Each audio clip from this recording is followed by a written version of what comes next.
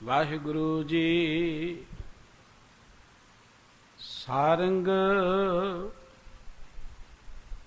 ਮਹਿਲਾ ਪੰਜਵਾਂ। ਤਾਂ ਤੇ ਕਰਨ ਪਲਾਹਾ ਕਰੇ, ਮਹਾ ਬਿਕਾਰ ਮੋਹ ਮਦ ਮਾਤੋ, ਸਿਮਰਤ ਨਾਹਿ ਹਰੇ। ਤਾਂ ਤੇ ਕਰਨ ਪਲਾਹਾ ਕਰੇ, ਮਹਾ ਬਿਕਾਰ ਮੋਹ ਮਦ ਮਾਤੋ, ਸਿਮਰਤ ਨਾਹਿ ਹਰੇ। ਰਹਾਉ ਸਾਧ ਸੰਗ ਜਪਤੇ ਨਾਰਾਇਣ, ਤਿਨ ਕੇ ਦੋਖ ਜਰੇ। ਸਫਲ ਦੇਹ ਧਨ ਓਏ ਜਨਮੇ, ਪ੍ਰਭ ਕੈ ਸੰਗ ਰਲੇ। ਚਾਰ ਪਦਾਰਥ ਅਸ਼ਟ ਦਸਾਂ ਸਿੱਧ, ਸਭ ਉਪਰ ਸਾਧ ਭਲੇ। ਨਾਨਕ ਦਾਸ ਧੂਰ ਜਨ ਬਾਂਛੈ, ਉਦਰਹਿ ਲਾਗ ਪਲੇ। ਚਾਰ ਪਦਾਰਥ ਅਸ਼ਟ ਦਸਾਂ ਸਿੱਧ, ਸਭ ਉਪਰ ਸਾਧ ਭਲੇ। ਨਾਨਕ ਦਾਸ ਧੂਰ ਜਨ ਬਾਂਛੈ, ਉਦਰਹਿ ਲਾਗ ਪਲੇ। ਵਾਹਿਗੁਰੂ ਜੀ ਕਾ ਖਾਲਸਾ, ਵਾਹਿਗੁਰੂ ਜੀ ਕੀ ਫਤਿਹ।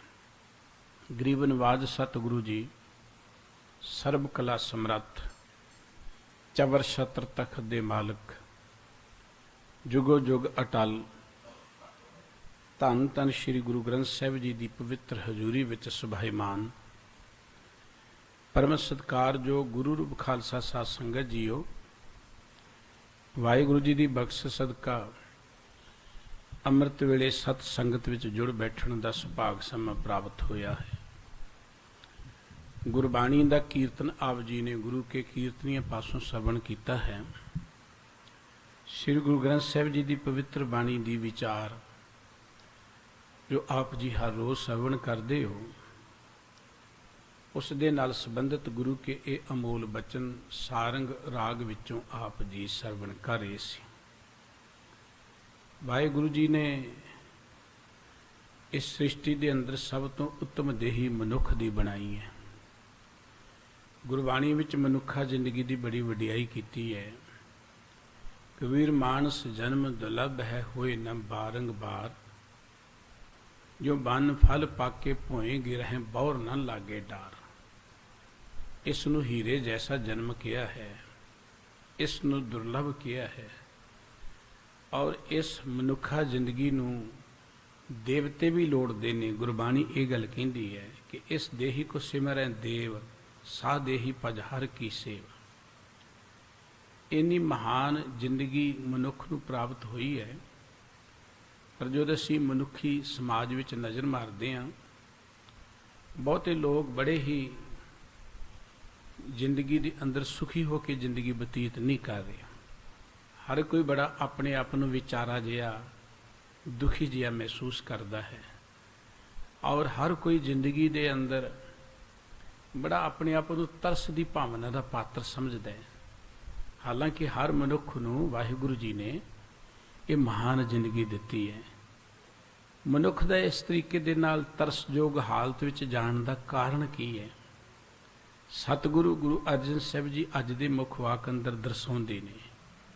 ਇਹਦਾ ਕਾਰਨ ਇਹ ਹੈ ਕਿ ਇਹ ਮੋਹ ਮਾਇਆ ਮਮਤਾ ਵਿੱਚ ਖਚਤ ਹੋ ਗਏ।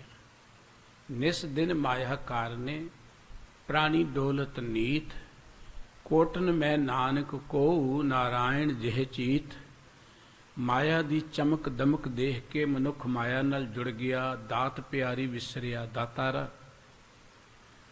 ਹੁਣ ਦਾਤੇ ਨੂੰ ਭੁਲਾਤਾ, ਦਾਤ ਨਾਲ ਪਿਆਰ ਬਣ ਗਿਆ, ਦਾਤ ਨੇ ਸਾਥ ਨਹੀਂ ਦਿੱਤਾ। ਮਨੁੱਖ ਦੇ ਦੁੱਖਾਂ ਦਾ ਕਾਰਨ ਇਹ ਹੈ ਨਾ, ਜਿਸ ਮਾਇਆ ਦੀ ਖਾਤਰ ਸਾਰੀ ਜ਼ਿੰਦਗੀ ਇਹ ਲਗਾ ਦਿੰਦਾ ਹੈ, ਉਹ ਮਾਇਆ ਨਾਲ ਜੁੜ ਕੇ ਵੀ ਇਹ ਅੰਦਰੋਂ ਖਾਲੀ ਮਹਿਸੂਸ ਕਰਦਾ ਹੈ।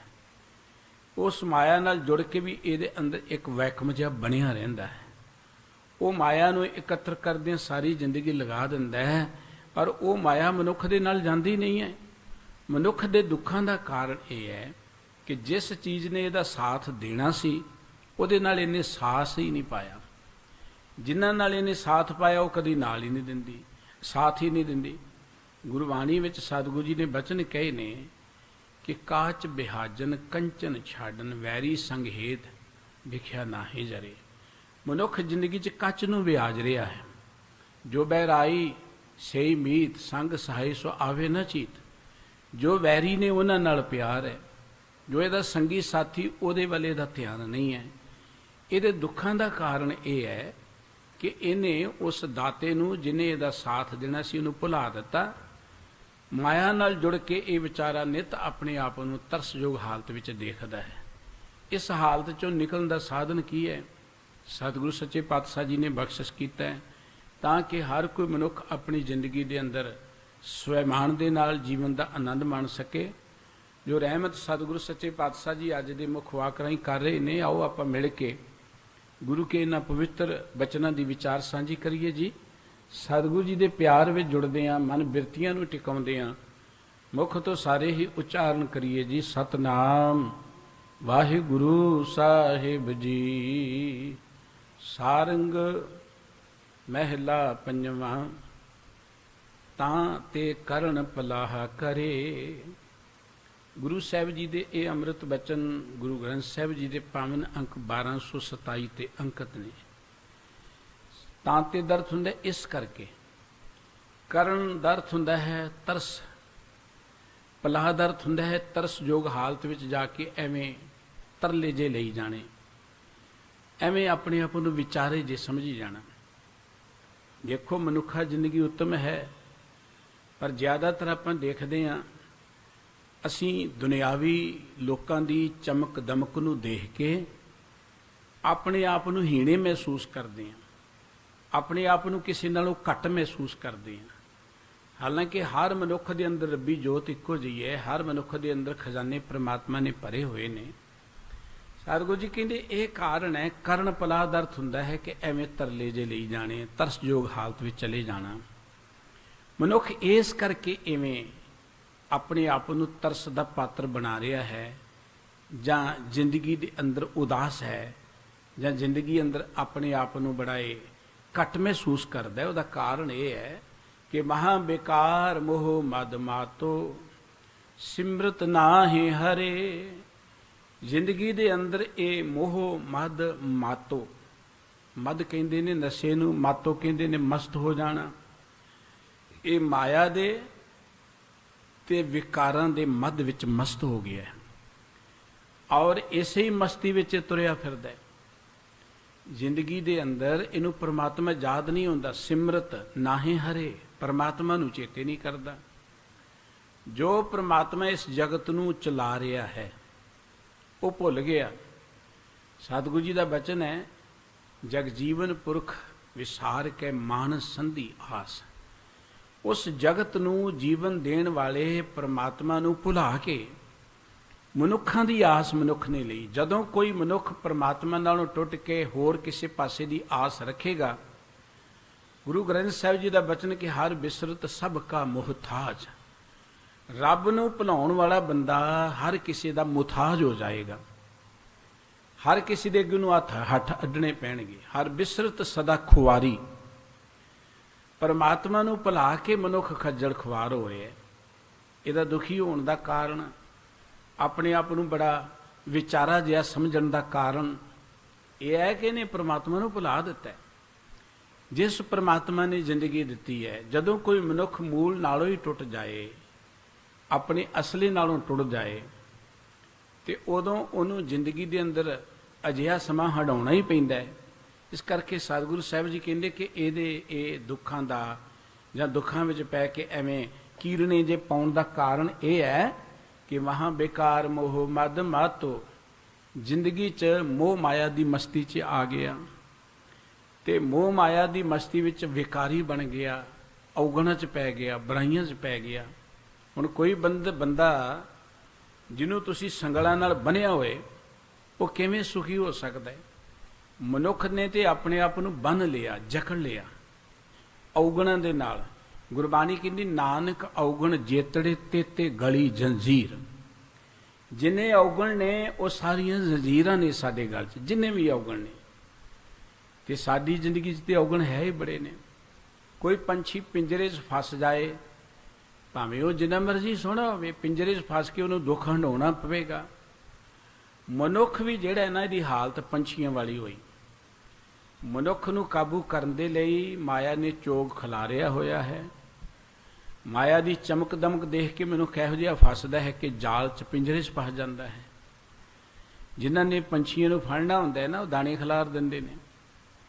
ਉਹ ਦਾਣੇ ਚੁਗਦਾ ਪੰਛੀ ਬੜਾ ਮਸਤ ਹੋ ਜਾਂਦਾ ਹੈ, ਚੁਗਦਾ ਚੁਗਦਾ ਜਾਲ 'ਚ ਫਸ ਜਾਂਦਾ ਹੈ। ਫਿਰ ਉਹਨੂੰ ਸ਼ਿਕਾਰੀ ਪਿੰਜਰੇ 'ਚ ਪਾ ਕੇ ਚੁੱਕੀ ਫਿਰਦਾ ਹੈ।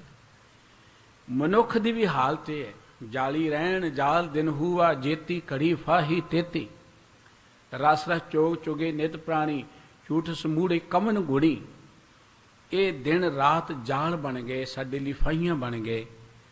ਦਿਨ ਰਾਤ ਜੋ ਅਸੀਂ ਔਗਣ ਕਰਦੇ ਹਾਂ, ਬੇਈਮਾਨੀਆਂ ਕਰਦੇ ਹਾਂ, ਵਿਕਾਰ ਕਰਦੇ ਹਾਂ, ਚੁਗਲੀ ਨਿੰਦਾ ਕਰਦੇ ਹਾਂ। ਰਸ ਰਸ ਚੋਗ ਚੁਗੇ ਨਿਤ ਪ੍ਰਾਣੀ। ਜਿਵੇਂ ਪੰਛੀ ਨੂੰ ਦਾਣੇ ਚੁਗਣ 'ਚ ਰਸ ਹੁੰਦਾ ਹੈ ਨਾ, ਸਾਨੂੰ ਇਹ ਬੁਰਾਈਆਂ ਕਰਨ 'ਚ ਬੜਾ ਰਸ ਹੈ। ਸਾਨੂੰ ਚੁਗਲੀ ਨਿੰਦਿਆ ਸੁਣ 'ਚ ਬੜਾ ਰਸ ਹੈ।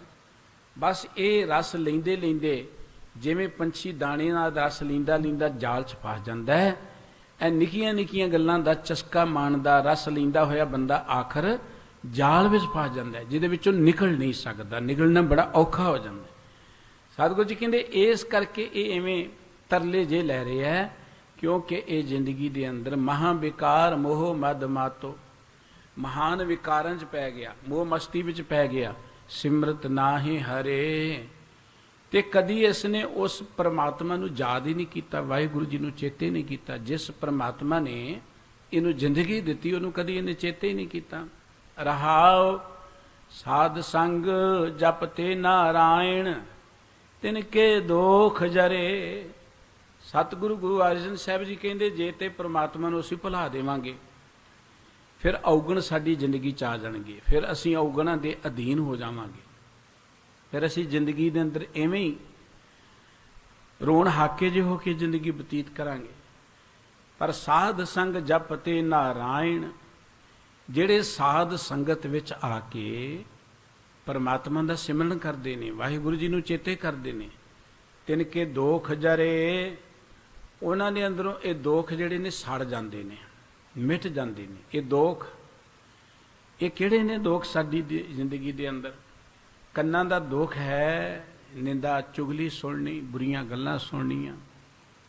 ਅੱਖਾਂ ਦਾ ਦੁੱਖ ਹੈ ਪਰ ਧਨ ਪਰ ਰੂਪ ਨੂੰ ਦੇਖਣਾ। ਔਰ ਇਸੇ ਤਰੀਕੇ ਨਾਲ ਜੀਭ ਦਾ ਦੁੱਖ ਹੈ ਤਰ੍ਹਾਂ ਤਰ੍ਹਾਂ ਦੇ ਸਵਾਦਾਂ 'ਚ ਪੈ ਕੇ, ਚਸਕਿਆਂ 'ਚ ਪੈ ਕੇ ਪਰਮਾਤਮਾ ਨਾਲੋਂ ਟੁੱਟ ਜਾਣਾ। ਇਸ ਤਰੀਕੇ ਨਾਲ ਜਿਹੜੇ ਦੁੱਖ ਨੇ ਸਾਡੀ ਜ਼ਿੰਦਗੀ ਦੇ ਅੰਦਰ, ਜਦੋਂ ਸਤ ਸੰਗਤ ਵਿੱਚ ਆਉਂਦੇ ਆ, ਸਾਹਿਬ ਜੀ ਕਹਿੰਦੇ ਜਿਹੜੇ ਸਤ ਸੰਗਤ ਰਾਹੀਂ ਵਾਹਿਗੁਰੂ ਜੀ ਦੇ ਪਿਆਰ 'ਚ ਜੁੜ ਗਏ, ਤਿਨ ਕੇ ਦੋਖ ਜਰੇ, ਉਹਨਾਂ ਦੇ ਇਹ ਜਿਹੜੇ ਦੋਖ ਔਗਣ ਬੁਰਾਈਆਂ ਅੰਦਰੋਂ ਸੜ ਗਈਆਂ, ਅੰਦਰੋਂ ਖਤਮ ਹੋ ਗਈਆਂ। ਸਫਲ ਦੇਹੇ ਧਨ ਹੋਏ ਜਨਮੇ, ਪ੍ਰਭ ਕੈ ਸੰਗ ਰਲੇ।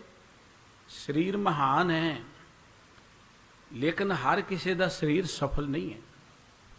ਗੁਰੂ ਸਾਹਿਬ ਜੀ ਨੇ ਅੰਮ੍ਰਿਤ ਬਾਣੀ 'ਚ ਇੱਕ ਬਚਨ ਕਿਹਾ, ਸਰੀਰਾ ਮੇਰਿਆ ਇਹ ਜਗ ਮੈਂ ਆਇ ਕੇ ਕਿਆ ਤੁਧ ਕਰਮ ਕਮਾਇਆ। ਕਿ ਕਰਮ ਕਮਾਇਆ ਤੁਧ ਸਰੀਰਾ, ਜਾਂ ਤੂੰ ਜਗ ਮੈਂ ਆਇਆ, ਜਿਨ ਹਰ ਤੇਰਾ ਰਚਨ ਰਚਿਆ, ਸੋ ਹਰ ਮਨ ਨ ਵਸਾਇਆ। ਅਖੀਰ ਤੇ ਗੁਰਦੇਵ ਕਹਿੰਦੇ, ਨਾਨਕ ਕਹੇ ਨਾਨਕ ਇਹੋ ਸਰੀਰ ਪ੍ਰਵਾਨ ਹੁਆ, ਜਿਨ ਸਤਿਗੁਰ ਸਿਉ ਚਿਤ ਲਾਇਆ। ਸਤਿਗੁਰੂ ਜੀ ਕਹਿੰਦੇ ਉਹ ਸਰੀਰਾ ਇਸ ਧਰਤੀ ਤੇ ਆ ਕੇ ਕੀ ਕੀਤਾ ਹੀ? ਜਿਸ ਪਰਮਾਤਮਾ ਨੇ ਤੈਨੂੰ ਬਣਾਇਆ ਹੈ, ਉਹਨੂੰ ਤੂੰ ਕਦੀ ਯਾਦ ਹੀ ਨਹੀਂ ਕੀਤਾ, ਉਹਦੇ ਕਦੀ ਪਿਆਰ ਜੁੜਿਆ ਹੀ ਨਹੀਂ। ਸਰੀਰ ਪ੍ਰਵਾਨ ਉਹ ਹੈ ਜੋ ਪਰਮਾਤਮਾ ਦੇ ਪਿਆਰ ਵਿੱਚ ਜੂਏ। ਸਰੀਰ ਸਫਲ ਉਹ ਹੈ ਜਿਹੜਾ ਜ਼ਿੰਦਗੀ ਦੇ ਅੰਦਰ ਕੋਈ ਮਨੁੱਖਤਾ ਦੇ ਕੰਮ ਆ ਸਕੇ। ਨਹੀਂ ਤੇ ਬਹੁਤ ਸਾਰੇ ਸਰੀਰ ਆਉਂਦੇ ਨੇ। ਦੇਖੋ, ਜਨਮ ਤੋਂ ਲੈ ਕੇ ਇਹ ਸਰੀਰ ਦੇ ਬਿਨਸਨ ਤੱਕ ਦਾ ਜੋ ਵਿਚਲਾ ਸਮਾਂ ਹੈ, ਉਹਨੂੰ ਆਪਾਂ ਜ਼ਿੰਦਗੀ ਕਹਿੰਦੇ ਹਾਂ। ਜ਼ਿੰਦਗੀ ਬਹੁਤਿਆਂ ਦੇ ਕੋਲ ਹੈ, पर जिंदगी सफल सारिਆਂ ਦੀ नहीं है, ਜਾਂ जिंदगी ਦਾ आनंद सारिਆਂ ने नहीं माणिया, ਉਹ ਤੇ ਵਾਹਿਗੁਰੂ ਜੀ ਦੀ ਜਿਨ੍ਹਾਂ ਤੇ ਬਖਸ਼ਿਸ਼ ਹੋਗੀ ਭਾਗਾਂ ਵਾਲਿਆਂ ਨੇ ਮਾਣਿਆ। ਨਹੀਂ ਤੇ ਸਤਿਗੁਰੂ ਜੀ ਨੇ ਕਿਹਾ ਸੀ, ਇੰਨਾ ਮਹਾਨ ਜੀਵਨ ਹੀਰੇ ਜੈਸਾ ਜਨਮ ਹੈ, ਕੌਡੀ ਬਦਲੇ ਜਾਏ। ਹੀਰੇ ਵਰਗੀ ਇਹ ਜ਼ਿੰਦਗੀ ਕੌਡੀਆਂ ਦੇ ਭਾਅ ਤੁਰੀ ਜਾਂਦੀ ਹੈ। ਜਿਹੜੇ ਸਤ ਸੰਗਤ ਵਿੱਚ ਆਉਂਦੇ ਨੇ, ਜਿਨ੍ਹਾਂ ਦੇ ਅੰਦਰੋਂ ਦੋਖ ਔਗਣ ਬੁਰਾਈਆਂ ਸੜ ਜਾਂਦੀਆਂ ਨੇ, ਸਫਲ ਦੇ ਧਨ ਇਹ ਜਨਮੇ, ਉਹਨਾਂ ਦਾ ਜੀਵਨ ਸਫਲ ਹੋ ਜਾਂਦਾ। ਸਫਲ ਦਾ ਅਰਥ ਉਹਨੂੰ ਫਲ ਲੱਗਦਾ। ਕੋਈ ਦਰਖਤ ਅਸੀਂ ਲਗਾਉਂਦੇ ਹਾਂ, ਬੂਟਾ ਲਗਾਉਂਦੇ ਫਲਦਾਰ, ਉਹਨੂੰ ਫਲ ਲੱਗੇ ਤੇ ਅਸੀਂ ਕਹਿੰਦੇ ਸਫਲ ਹੋ ਗਿਆ, ਨਾ ਲੱਗੇ ਤੇ ਆਪਾਂ ਕਹਿੰਦੇ ਬਿਰਥਾ ਹੀ ਚਲਿਆ ਗਿਆ, ਅਫਲ ਰਿਹਾ, ਬਿਰਥਾ ਚਲਿਆ ਗਿਆ। ਮਨੁੱਖਾ ਜ਼ਿੰਦਗੀ ਦਾ ਫਲ ਕੀ ਹੈ, ਜਾਂ ਜ਼ਿੰਦਗੀ ਦੀ ਸਫਲਤਾ ਕੀ ਹੈ? ਕਿ ਇਹ ਜ਼ਿੰਦਗੀ ਅੰਦਰ ਅਸੀਂ ਪਰਮ ਮਨੁੱਖ ਬਣ ਜਾਈਏ। ਮਨੁੱਖਾ ਜ਼ਿੰਦਗੀ ਦੀ ਸਫਲਤਾ ਇਹ ਹੈ ਕਿ ਸਾਡੇ ਕਰਕੇ ਕੋਈ ਹੋਰ ਵੀ ਸੁੱਖ ਮਾਣ ਸਕੇ। ਦੇਖੋ ਦਰਖਤ ਨੇ, ਦਰਖਤ ਜਿਹੜੇ ਉਹ ਫਲ ਦਿੰਦੇ ਤਾਂ ਸਫਲ ਗਿਣੇ ਜਾਂਦੇ ਨੇ, ਦਰਖਤ ਛਾਂ ਦਿੰਦੇ ਨੇ ਤਾਂ ਸਫਲ ਗਿਣੇ ਜਾਂਦੇ ਨੇ। ਜੇ ਫਲ ਨਾ ਦੇਵੇ, ਉਹਦੀ ਛਾਂ ਵੀ ਨਾ ਹੋਏ, ਤੇ ਫਿਰ ਕੋਈ ਦਰਖਤ ਨੂੰ ਸਫਲ ਥੋੜ੍ਹੋ ਗਿਣਦਾ। ਦਰਖਤ ਦੀ ਲੱਕੜ ਕੰਮ ਆ ਜਾਂਦੀ ਹੈ। ਹੁਣ ਮਨੁੱਖਾ ਜ਼ਿੰਦਗੀ ਸਫਲ ਤਾਂ ਹੈ ਜੇ ਜ਼ਿੰਦਗੀ ਦੇ ਅੰਦਰ ਅਸੀਂ ਉਸ ਰੱਬੀ ਸੁਭਾਅ ਨੂੰ ਪ੍ਰਾਪਤ ਕਰ ਲਿਆ, ਰੱਬੀ ਗੁਣਾਂ ਨੂੰ ਗ੍ਰਹਿਣ ਕਰ ਲਿਆ, ਰੱਬ ਵਰਗੇ ਬਣ ਗਏ, ਜ਼ਿੰਦਗੀ ਸਫਲ ਹੋ ਜਾਏਗੀ, ਆਉਣਾ ਪ੍ਰਵਾਨ ਹੋ ਜਾਏਗਾ। ਜਿਸ ਕੰਮ ਲਈ ਜ਼ਿੰਦਗੀ ਮਿਲੀ, ਉਹ ਕੰਮ 'ਚ ਅਸੀਂ ਸਫਲ ਹੋ ਗਏ। ਜ਼ਿੰਦਗੀ ਸਫਲ ਤਾਂ ਹੈ ਜੇ ਅਸੀਂ ਗੁਰੂ ਕੇ ਪਿਆਰ ਰਾਹੀਂ ਮਨੁੱਖਤਾ ਦੀ ਸੇਵਾ 'ਚ ਜੁੜਾਂਗੇ। ਇਸ ਕਰਕੇ ਸਾਹਿਬ ਕਹਿੰਦੇ, ਸਫਲ ਦੇਹ ਧਨ ਹੋਏ ਜਨਮੇ। ਗੁਰੂ ਗ੍ਰੰਥ ਸਾਹਿਬ ਜੀ ਦਾ ਬਚਨ ਕਿ ਜਿਨ੍ਹਾਂ ਦੀ ਜ਼ਿੰਦਗੀ ਸਫਲ ਹੈ ਨਾ, ਉਹਨਾਂ ਦਾ ਆਉਣ ਦਾ ਇਸ ਜਗਤ ਵਿੱਚ ਕਾਰਨ ਹੀ ਮਨੁੱਖਤਾ ਦਾ ਉਧਾਰ ਕਰਨਾ ਹੁੰਦਾ। ਜਨਮ ਮਰਨ ਦੋਹੂ ਮੈਂ ਨਾਹੀ, ਜਨ ਪਰ ਉਪਕਾਰੀ ਆਏ। ਜੀ ਦਾਨ ਦੇ ਭਗਤੀ ਲਾਇਨ, ਹਰ ਸਿਉ ਲੈਨ ਮਿਲਾਏ। ਲੋਕਾਂ ਨੂੰ ਜੀ ਦਾਨ ਦੇਣਾ, ਰੱਬ ਦੀ ਬੰਦਗੀ ਵਿੱਚ ਜੋੜਨਾ, ਰੱਬ ਦੇ ਪਿਆਰ ਵਿੱਚ ਜੋੜਨਾ, ਇਹ ਜ਼ਿੰਦਗੀ ਨੂੰ ਸਫਲ ਬਣਾਉਣ ਦਾ ਸਾਧਨ। ਕਿਤੇ ਭੁੱਖੇ ਦੀ ਸੇਵਾ ਕਰ ਦੇਣੀ, ਕਿਤੇ ਦੁਖੀ ਦੀ ਮਦਦ ਕਰ ਦੇਣੀ, ਕਿਤੇ ਨੰਗੇ ਨੂੰ ਕੱਪੜਾ ਦੇ ਦੇਣਾ, ਕਿਤੇ ਭੁੱਲੇ ਭਟਕੇ ਨੂੰ ਰਾਹੇ ਪਾ ਦੇਣਾ, ਜਿਉਣ ਦੀ ਜਾਂਚ ਦੱਸ ਦੇਣੀ। ਜ਼ਿੰਦਗੀ ਸਫਲ ਤੇ ਤਾਂ ਹੀ ਹੈ ਨਾ ਜੇ ਅਸੀਂ ਕਿਸੇ ਦੇ ਕੰਮ ਆ ਸਕੀਏ। ਗੁਰਬਾਣੀ 'ਚ ਕਿਸੇ ਧਨਵਾਨ ਨੂੰ ਸਫਲ ਨਹੀਂ ਕਿਹਾ ਸਤਿਗੁਰੂ ਜੀ ਨੇ। ਬਹੁਤ ਧਨਵਾਨ ਇੱਕ ਦੋ ਇੱਕ ਚੜ੍ਹਦੇ ਇਸ ਧਰਤੀ ਤੇ ਆਏ, ਪਰ ਧਨਵਾਨ ਉਹ ਕੋ ਆਪਣੀ ਕਿਰਤ ਰਾਹੀਂ ਨਹੀਂ ਬਣੇ। ਉਹ ਧਨਵਾਨ ਬਣੇ ਨਜਾਇਜ਼ ਤਰੀਕਿਆਂ ਦੇ ਰਾਹੀਂ। ਬਹੁਤ ਵਿਦਵਾਨ ਇਸ ਧਰਤੀ ਤੇ ਆਏ, ਬੜੇ ਬੜੇ ਹੋਰ ਕੁਲਵੰਤ, ਧਨਵੰਤ, ਪਤਵੰਤ ਇਸ ਧਰਤੀ ਤੇ ਆਏ, ਪਰ ਕਿਸੇ ਨੂੰ ਸਤਿਗੁਰੂ ਜੀ ਨੇ ਸਫਲ ਨਹੀਂ ਕਿਹਾ। ਸਫਲ ਜ਼ਿੰਦਗੀ ਉਹਨਾਂ ਦੀ ਹੈ ਜਿਨ੍ਹਾਂ ਨੇ ਸਤ ਸੰਗਤ ਰਾਹੀਂ ਆਪਣੇ ਹਿਰਦੇ 'ਚੋਂ ਬੁਰਾਈਆਂ ਮੇਟ ਲਈਆਂ, ਉਹਨਾਂ ਦਾ ਆਉਣਾ ਪ੍ਰਵਾਨ ਹੋ ਗਿਆ। ਸਤਿਗੁਰੂ ਜੀ ਕਹਿੰਦੇ, ਧਨ ਹੋਏ ਜਨਮੇ। ਉਹਨਾਂ ਦਾ ਜਨਮ ਹੀ ਧਨ ਹੋ ਗਿਆ, ਆਉਣਾ ਪ੍ਰਵਾਨ ਹੋ ਗਿਆ। ਰੱਬ ਕੇ ਸੰਗ ਰਲੇ, ਤੇ ਉਹ ਪ੍ਰਾਣੀ ਸਤ ਸੰਗਤ ਰਾਹੀਂ ਵਾਹਿਗੁਰੂ ਜੀ ਵਿੱਚ ਲੀਨ ਹੋ ਗਏ। ਪ੍ਰਭ ਕੇ ਸੰਗ ਰਲੇ, ਪਰਮਾਤਮਾ ਵਿੱਚ ਅਭੇਦ ਹੋ ਗਏ, ਪਰਮਾਤਮਾ ਵਿੱਚ ਵਿਲੀਨ ਹੋ ਗਏ। ਉਹਨਾਂ ਦਾ ਜੀਵਨ ਸਫਲ ਹੋ ਗਿਆ, ਉਹਨਾਂ ਦਾ ਆਉਣਾ ਪ੍ਰਵਾਨ ਹੋ ਗਿਆ, ਜਿਹੜੇ ਸਤ ਸੰਗਤ ਰਾਹੀਂ ਵਾਹਿਗੁਰੂ ਜੀ ਦੇ ਪਿਆਰ ਵਿੱਚ ਜੁੜਦੇ ਨੇ। ਚਾਰ ਪਦਾਰਥ ਅਸ਼ਟ ਦਸਾਂ ਸਿੱਧ, ਸਭ ਉਪਰ ਸਾਧ ਭਲੇ। ਧੰਨ ਗੁਰੂ ਅਰਜਨ ਸਾਹਿਬ ਜੀ ਮਹਾਰਾਜ ਕਹਿੰਦੇ ਕਿ ਜਿਹੜੇ ਸਤ ਸੰਗਤ ਰਾਹੀਂ ਔਗੁਣਾਂ ਤੋਂ ਮੁਕਤ ਹੋ ਕੇ ਪਰਮਾਤਮਾ ਦੇ ਪਿਆਰ ਜੁੜ ਗਏ, ਉਹਨਾਂ ਨੂੰ ਅਸੀਂ ਕਹਿੰਦੇ ਸੰਤ ਜਾਂ ਸਾਧ ਕਹਿੰਦੇ ਹਾਂ। ਸਾਧ ਕਿਸੇ ਲਿਬਾਸ ਦਾ ਨਾਂ ਨਹੀਂ ਹੈ। ਸਾਧ ਕੋਈ ਕਿਸੇ ਖਾਸ ਘਰਾਣੇ 'ਚ ਨਹੀਂ ਜਨਮਦਾ, ਜਾਂ ਖਾਸ ਪਦਵੀ ਤੇ ਬੈਠਾ ਹੀ ਨਹੀਂ ਹੁੰਦਾ। ਸਾਧ ਦਾ ਅਰਥ ਹੈ ਕਿ ਇਸ ਸਮੁੱਚੀ ਮਾਨਵਤਾ 'ਚ, ਭਾਵੇਂ ਹਿੰਦੂ ਦੇ 4 ਵਰਣ ਨੇ, ਭਾਵੇਂ ਕੋਈ ਮੁਸਲਮਾਨ ਹੈ, ਭਾਵੇਂ ਕੋਈ ਵੀ ਹੈ, ਕੋਈ ਅੜਿਆ ਪੜ੍ਹਿਆ ਹੈ ਜਾਂ ਨਹੀਂ ਪੜ੍ਹਿਆ ਹੈ, ਜਿਹੜਾ ਜ਼ਿੰਦਗੀ ਦੇ ਅੰਦਰ ਪ੍ਰਮਾਤਮਾ ਦਾ ਸਿਮਰਨ ਕਰਕੇ ਰੱਬੀ ਸੁਭਾਅ ਵਰਗਾ ਬਣ ਜਾਏ, ਉਹਨੂੰ ਸਾਧ ਕਿਹਾ ਹੈ। ਤੇ ਉਹਨਾਂ ਸਾਧਾਂ ਦੀ ਵਡਿਆਈ ਬੜੀ ਕੀਤੀ ਗੁਰਬਾਣੀ ਵਿੱਚ ਸਤਿਗੁਰੂ ਜੀ ਨੇ। ਸਤਿਗੁਰੂ ਸਾਹਿਬ ਜੀ ਗੁਰਬਾਣੀ 'ਚ ਵਾਰ-ਵਾਰ ਉਹਨਾਂ ਸਾਧਾਂ ਦੀ ਸੰਗਤ ਦੀ ਗੱਲ ਕਰਦੇ ਨੇ। 8 ਪੈਰ ਨਿਕਟ ਕਰ ਜਾਣੇ, ਪ੍ਰਭ ਕਾ ਕੀਆ ਮੀਠਾ ਮਾਨੇ, ਹੋ ਰਹੇ ਸਭ ਕੀ ਪਗ ਸ਼ਾਰ। ਜਿਹੜੇ ਸਾਰਿਆਂ ਦੀ ਚਰਨ ਧੂੜ ਬਣ ਕੇ ਵਿਚਰਦੇ ਨੇ। ਸੂਰ ਵੀਰ ਬਚਨ ਕੇ ਬਲੀ, ਕੌਲਾ ਬਪਰੀ ਸੰਤੀ ਛਲੀ, ਅਮੋਗ ਦਰਸ ਜਾਕੀ ਸਫਲ ਸੇਵ। ਉਹ ਰੱਬ ਦੇ ਪਿਆਰੇ ਜਿਹੜੇ ਬਚਨਾਂ ਦੇ ਬਲੀ ਹੁੰਦੇ ਨੇ, ਜਿਹੜੇ ਸੂਰਮੇ ਹੁੰਦੇ ਨੇ। ਸੂਰਮਾ ਉਹ ਨਹੀਂ ਹੈ ਕਿ ਜਿਹੜਾ ਕਿਸੇ ਨੂੰ ਕੁੱਟੀ ਜਾਏ, ਮਾਰੀ ਜਾਏ, ਜੀ ਬੜਾ ਸੂਰਮਾ, ਲੜੀ ਜਾਏ ਲੋਕਾਂ ਨੂੰ, ਬੜਾ ਸੂਰਮਾ। ਉਹ ਸੂਰਮੇ ਦੀ ਗੱਲ ਨਹੀਂ ਹੈ। ਸੂਰਮੇ ਦਾ ਅਰਥ ਜਿਹਨੇ ਆਪਣੇ ਮਨ ਨੂੰ ਜਿੱਤ ਲਿਆ, ਜਿਹਨੇ ਆਪਣੇ ਅੰਦਰਲੇ ਵੈਰੀਆਂ ਨੂੰ ਜਿੱਤ ਲਿਆ, ਈਰਖਾ ਤੋਂ ਉੱਚਾ ਉੱਠ ਗਿਆ। ਦੇਖੋ, ਸਾਧ ਦਾ ਅਰਥ ਹੈ ਕਿ ਉਹਨੂੰ ਸਾਰੀ ਦੁਨੀਆ ਆਪਣੀ ਨਜ਼ਰ ਆਉਂਦੀ। ਸਾਧ ਦੇ ਲਈ ਤੇ ਸਾਰਾ ਸੰਸਾਰ ਹੀ ਆਪਣਾ ਹੈ। ਉਹਦੇ ਲਈ ਕੋਈ ਹਿੰਦੂ, ਕੋਈ ਮੁਸਲਮਾਨ ਜਾਂ ਹੋਰ ਜਾਤ ਬਰਾਦਰੀ ਜਾਂ ਉੱਚੇ ਨੀਵੇਂ ਦੀ ਕੋਈ ਭਾਵਨਾ ਨਹੀਂ ਹੁੰਦੀ। ਜੇ ਕੋਈ ਅਖਵਾਵੇ ਸਾਧ ਜਾਂ ਜਿਹਨੂੰ ਲੋਕੀ ਸਾਧ ਕਹਿਣ, ਫਿਰ ਵੀ ਆਪਣੇ ਪਰਾਏ ਵਾਲੀ ਦ੍ਰਿਸ਼ਟੀ ਰੱਖੇ, ਤੇ ਉਹ ਅਕਾਰਥ ਹੈ ਉਹਦਾ ਸਾਧ ਅਗਾਉਣਾ, ਅਖਵਾਉਣਾ। ਉਹ ਅਖਵਾਏ ਸਾਧ ਤੇ ਫਿਰ ਵੀ ਗਰੀਬ ਅਮੀਰ ਦਾ ਵਿਤਕਰਾ ਰੱਖੇ, ਫਿਰ ਵੀ ਉਹ ਜਾਤ ਪਾਤ ਦੇ ਚੱਕਰ ਵਿੱਚ ਪਾਏ ਜਾਂ ਪਏ। ਇਹਦਾ ਮਤਲਬ ਕਿ ਉਹਨੂੰ ਪਤਾ ਹੀ ਨਹੀਂ ਸਾਧ ਕੌਣ ਹੈ। ਸਾਧ ਉਦੋਂ ਹੀ ਕੋਈ ਬਣਦਾ ਹੈ ਜਦੋਂ ਉਹਦਾ ਮਨ ਸਾਧਿਆ ਜਾਏ, ਪਰਮਾਤਮਾ 'ਚ ਲਿਵਲੀਨ ਹੋ ਜਾਏ। ਜਿਨ੍ਹਾਂ ਸਾਸ ਗਰਾਸ ਨ ਵਿਸਰੈ, ਹਰ ਨਾਮਾ ਮਨ ਮੰਤ, ਧਨ ਸੇ ਸਈ ਨਾਨਕਾ, ਪੂਰਨ ਸੋਈ ਸੰਤ। ਉਹ ਰੱਬ ਦੇ ਸੰਤ ਪੂਰਨ ਨੇ। ਉਹਨਾਂ ਸੰਤਾਂ ਦੀ ਵਡਿਆਈ ਸਤਿਗੁਰੂ ਜੀ ਨੇ ਕੀਤੀ ਹੈ। ਅਮੋਘ ਦਰਸ ਸਫਲ ਤਾਕੀ ਸੇਵ। ਉਹਨਾਂ ਦੇ ਦਰਸ਼ਨ ਇੱਕ ਵਾਰੀ ਤੁਸੀਂ ਕਰ ਲਓ ਨਾ, ਉਹਨਾਂ ਦੀ ਸੰਗਤ ਮਿਲ ਜਾਏ ਤੁਹਾਨੂੰ। ਅਮੋਘ ਦਾ ਅਰਥ ਹੁੰਦਾ ਉਹ ਤੀਰ ਜਿਹੜੇ ਨਿਸ਼ਾਨੇ ਤੋਂ ਖੁੰਝਦੇ ਨਹੀਂ, ਨਿਸ਼ਾਨੇ ਤੇ ਲੱਗਦੇ ਨੇ। ਅਮੋਘ ਦਰਸ ਦਾ ਅਰਥ ਹੈ ਕਿ ਰੱਬ ਦੇ ਪਿਆਰਿਆਂ ਦੇ ਦਰਸ਼ਨ ਤੁਸੀਂ ਕਰਨ ਚਲੇ ਗਏ ਨਾ, ਮਿਲਣ ਚਲੇ ਗਏ, ਤੇ ਉਹਨਾਂ ਦੇ ਦਰਸ਼ਨ ਕਰਕੇ ਜੋ ਚਾਹੋਗੇ ਉਹ ਮਿਲ ਜਾਏਗਾ। ਉਹ ਹੈ ਸਾਧੂਆਂ ਦੀ ਗੱਲ, ਉਹ ਭੇਖੀਆਂ ਦੀ ਗੱਲ ਨਹੀਂ ਹੈ। ਪਹਿਲੀ ਗੱਲ, ਸਾਧ ਜਿਹੜੇ ਨੇ ਉਹ ਰੱਬ ਦੇ ਪਿਆਰ ਜਦੋਂ ਜੁੜ ਜਾਂਦੇ ਨੇ, ਉਹ ਅਡੰਬਰ ਕਰਦੇ ਹੀ ਨਹੀਂ ਹੈ। ਉਹ ਤੇ ਹੋਣ ਨਜੀਕ ਖੁਦਾਏ ਦੇ ਭੇਤ ਨ ਕਿਸੈ ਦੇਣ। ਉਹ ਕਿਸੇ ਨੂੰ ਬਹੁਤਾ ਰੌਲਾ ਰੱਪਾ ਨਹੀਂ ਪਾਉਂਦੇ। ਇਹੋ ਜਿਹੇ ਜਿਹੜੇ ਸੰਤ ਸਾਧ ਜਿਨ੍ਹਾਂ ਨੇ ਕੌਲਾ ਵਪਰੀ ਸੰਤੀ ਛਲੀ, ਸੂਰ ਬੀਰ ਬਚਨ ਕੇ ਬਲੀ, ਜਿਨ੍ਹਾਂ ਨੇ ਮਾਇਆ ਨੂੰ ਵੀ ਛਲ ਲਿਆ। ਮਾਇਆ ਲੋਕਾਂ ਨੂੰ ਛਲਦੀ ਹੈ, ਮਾਇਆ ਕਰਕੇ ਮਨੁੱਖ ਦੀ ਹਾਲਤ ਬਣੀ ਹੈ। ਸਤਿਗੁਰੂ ਜੀ ਨੇ ਕਿਹਾ ਕਿ ਤਾਂ ਤੇ ਕਰਨ ਪਲਾਹ ਕਰੇ। ਇਸ ਕਰਕੇ ਮਨੁੱਖ ਐਵੇਂ ਤਰਲੇ ਜੇ ਲਈ ਜਾ ਰਿਹਾ ਹੈ, ਐਵੇਂ ਬੜਾ ਦੁਖੀ ਜਿਹਾ, ਤਰਲੋ ਮੱਛੀ ਜਿਹਾ ਹੋ ਕੇ ਜ਼ਿੰਦਗੀ ਬਤੀਤ ਕਰ ਰਿਹਾ ਹੈ।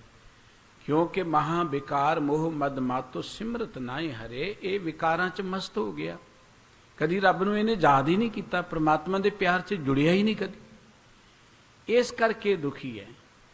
ਤੇ ਜਿਹੜੇ ਸਤ ਸੰਗਤ ਨਾਲ ਜੁੜਦੇ ਨੇ, ਉਹ ਇਸ ਮਾਇਆ ਨੂੰ ਠੱਗ ਲੈਂਦੇ ਨੇ। ਮਾਇਆ ਲੋਕਾਂ ਨੂੰ ਠੱਗਦੀ, ਉਹ ਮਾਇਆ ਨੂੰ ਠੱਗ ਲੈਂਦੇ ਨੇ।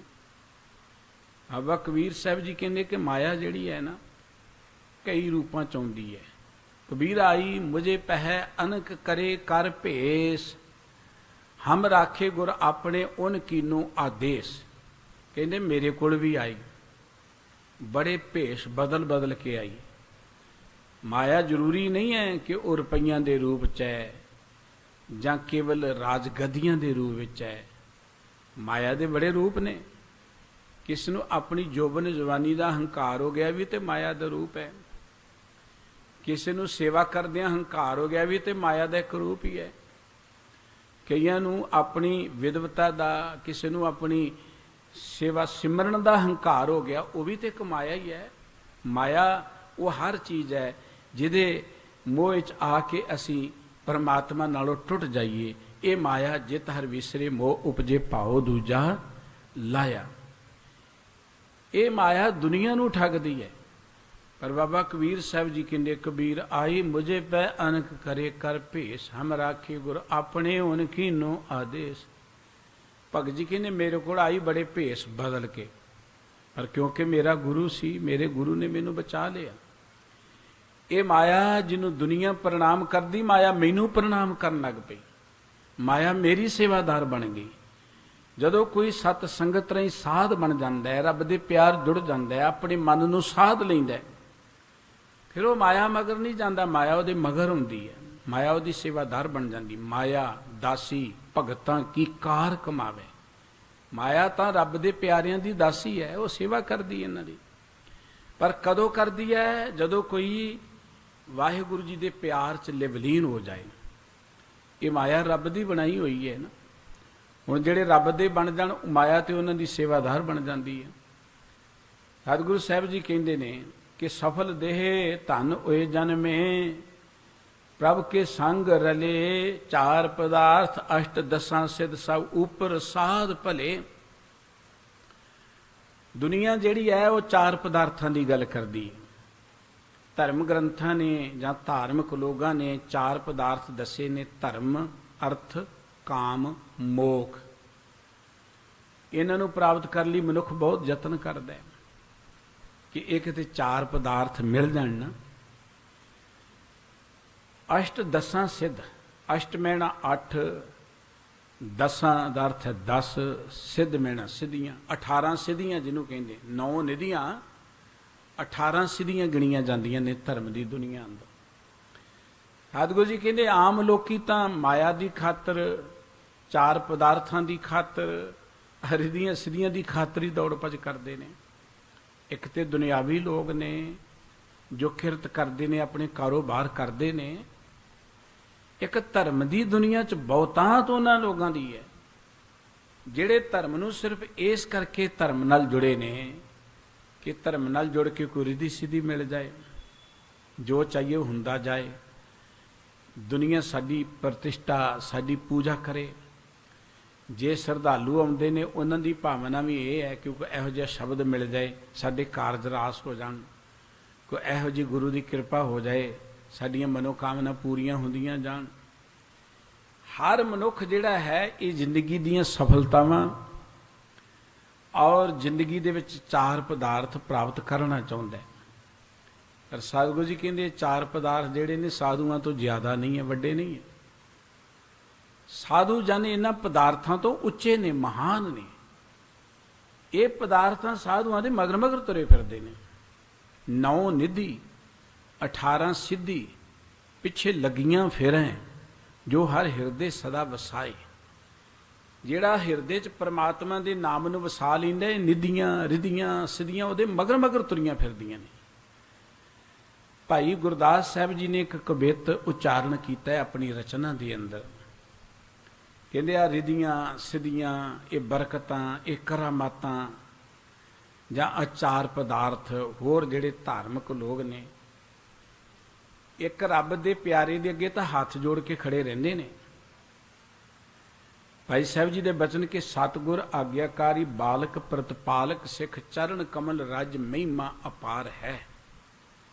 ਸਤਿਗੁਰੂ ਜੀ ਦੀ ਆਗਿਆ ਵਿੱਚ ਚੱਲਣ ਵਾਲਾ ਗੁਰੂ ਕਾ ਬਾਲਕ ਸਿੱਖ, ਜਿਹੜਾ ਗੁਰੂ ਦੇ ਆਸਰੇ ਤੇ ਪਲਦਾ ਹੈ, ਗੁਰੂ ਜੀ ਦੀ ਪ੍ਰਤਪਾਲਣਾ ਕਰਦਾ ਹੈ, ਭਾਵ ਗੁਰੂ ਕੀ ਰਜ਼ਾ 'ਚ ਜਿਹੜਾ ਚੱਲਦਾ ਹੈ, ਚਰਨ ਕਮਲ ਰਜ ਮਹਿਮਾ ਅਪਾਰ ਹੈ। ਉਹਦੇ ਚਰਨ ਕਮਲਾਂ ਦੀ ਜਿਹੜੀ ਰਜ ਧੂੜੀ ਹੈ ਨਾ, ਉਹਦੀ ਬੜੀ ਮਹਾਨਤਾ ਹੈ, ਉਹਦੀ ਮਹਿਮਾ ਅਪਾਰ ਹੈ। ਜੇ ਪੁੱਛੀਏ ਕਿ ਕਿੰਨੀ ਕੁ ਅਪਾਰ ਹੈ, ਸ਼ਿਵ ਸਨਕਾਦਿਕ ਬ੍ਰਹਮਾਦਿਕ ਨਾ ਗਮਤਾ ਹੈ, ਨਿਮਕ ਸੇਖ ਆਦ ਨੇਤ ਨੇਤ ਕੇ ਉਚਾਰ ਹੈ। ਭਾਈ ਸਾਹਿਬ ਕਹਿੰਦੇ ਸ਼ਿਵ ਜੀ ਦੀ ਕਹਿੰਦੇ ਸਮਾਧੀ ਬੜੀ ਤਗੜੀ ਹੈ। ਇਹ ਸ਼ਿਵ ਜੀ ਆਪਣੀ ਸਮਾਧੀ 'ਚ ਬੈਠ ਜਾਏ। ਸਨਕਾਦਿਕ ਬ੍ਰਹਮਾ ਦੇ ਵਿਦਵਾਨ ਪੁੱਤਰ ਹੋਏ ਨੇ, ਸਨਤ ਕੁਮਾਰ, ਸਨਕ, ਸਨੰਦਨ ਆਦਿਕ। ਇਹ ਜਿਹੜੇ ਵਿਦਵਾਨ ਪੁੱਤਰ ਨੇ ਸ਼ਿਵ ਸਨਕਾਦਿਕ ਬ੍ਰਹਮਾਦਿਕ, ਬ੍ਰਹਮਾ ਆਪ ਖੁਦ ਨਾ ਗਮਤਾ ਹੈ। ਰੱਬ ਦੇ ਪਿਆਰਿਆਂ ਦੀ ਜਿਹੜੀ ਚਰਨ ਧੂੜੀ ਹੈ ਉਹ ਇੰਨੀ ਮਹਾਨ ਹੈ। ਸ਼ਿਵ ਜੀ ਬ੍ਰਹਮਾ ਦੇ ਪੁੱਤਰ ਜਾਂ ਨਿਗਮ ਸੇਖ ਆਦ ਨੇਤ ਨੇਤ ਕਹਿ ਉਚਾਰ ਹੈ। ਨਿਗਮ ਦਾ ਅਰਥ ਹੁੰਦਾ ਹੈ ਧਰਮ ਗ੍ਰੰਥ। ਇਹ ਜਿਹੜੇ ਧਰਮ ਗ੍ਰੰਥ ਨੇ ਜਾਂ ਸ਼ੇਖ ਨਾਗ ਜਿਹਦੇ ਕਹਿੰਦੇ ਹਜ਼ਾਰਾਂ ਮੂੰਹ ਨੇ, ਉਹ ਹਜ਼ਾਰਾਂ ਮੂੰਹਾਂ ਦੇ ਰਾਹੀਂ ਰੋਜ਼ ਕਹਿੰਦਾ ਕਿ ਨੇਤ ਨੇਤ ਨਾ ਇਤੀ, ਇੱਥੇ ਬਸ ਨਹੀਂ ਹੈ। ਰੱਬ ਦੇ ਪਿਆਰਿਆਂ ਦੀ ਮਹਿਮਾ ਅਪਰ ਅਪਾਰ ਹੈ, ਪਰੇ ਤੋਂ ਪਰੇ ਹੈ, ਨੇਤ ਨੇਤ ਹੈ।